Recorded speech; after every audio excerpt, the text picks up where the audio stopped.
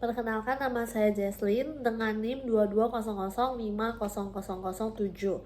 Pada hari ini saya akan mempresentasikan mengenai konsep dan strategi pemasaran. Pada konsep dan strategi pemasaran ini ada 3 topik pembahasan. Yang pertama, strategi pemasaran, yang kedua, fungsi dan tujuan, yang ketiga, konsep strategi pemasaran. Pertama, strategi pemasaran. Pengertiannya adalah upaya untuk memasarkan suatu produk, baik itu barang atau jasa, dengan menggunakan pola rencana tertentu.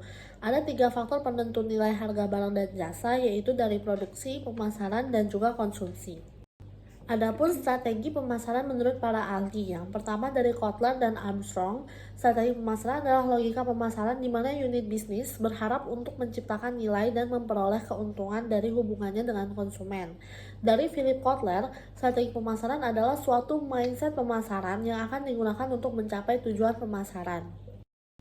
Yang kedua ada dari fungsi dan tujuan. Yang pertama, meningkatkan motivasi untuk melihat masa depan. Strategi pemasaran berupaya untuk memotivasi manajemen perusahaan agar berpikir dan melihat masa depan dengan cara yang berbeda. Yang kedua, ada koordinasi pemasaran yang lebih efektif. Setiap perusahaan pasti memiliki strategi pemasaran sendiri yang berfungsi untuk mengatur arah jalannya perusahaan.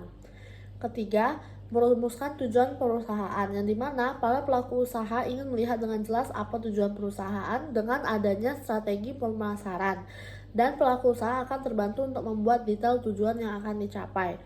Keempat, ada pengawasan kegiatan pemasaran. Dengan adanya strategi pemasaran, maka perusahaan memiliki standar sebagai prestasi kerja para anggotanya.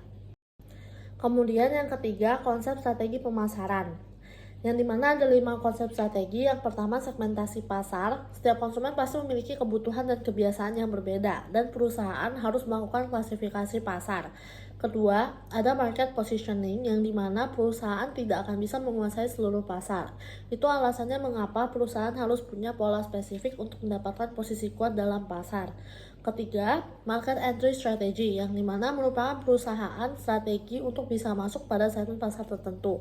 Ada beberapa cara yang dilakukan. Yang pertama, membeli perusahaan lain. Kedua, internal development. Yang ketiga, kerjasama dengan perusahaan lain. Keempat, ada marketing mix strategy, yang dimana ini merupakan kumpulan dari beberapa variabel yang telah digunakan perusahaan untuk mempengaruhi tanggapan konsumen. Variabelnya ada: pertama, produk, price, place, promotion, partisipan, proses, people, dan juga physical evidence.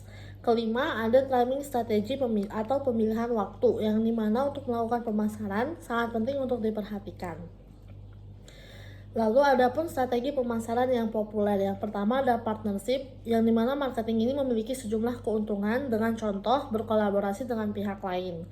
Kedua, bekerja sama dengan influencer, yang dimana influencer ini memberikan pengaruh pada penjualan Anda lebih banyak dengan jangkauan followers yang besar. Ketiga, melibatkan karyawan. Dengan melibatkan karyawan, itu akan memiliki efek ganda, karena mereka dengan senang hati share video dan juga meningkatkan efektivitas kerja. Keempat, menjaga pelanggan lama. Kelima, memberikan bonus kecil khusus untuk pelanggan lama. Sekian presentasi yang dapat saya sampaikan mengenai konsep dan strategi pemasaran. Apabila ada kesalahan, saya mohon maaf. Terima kasih.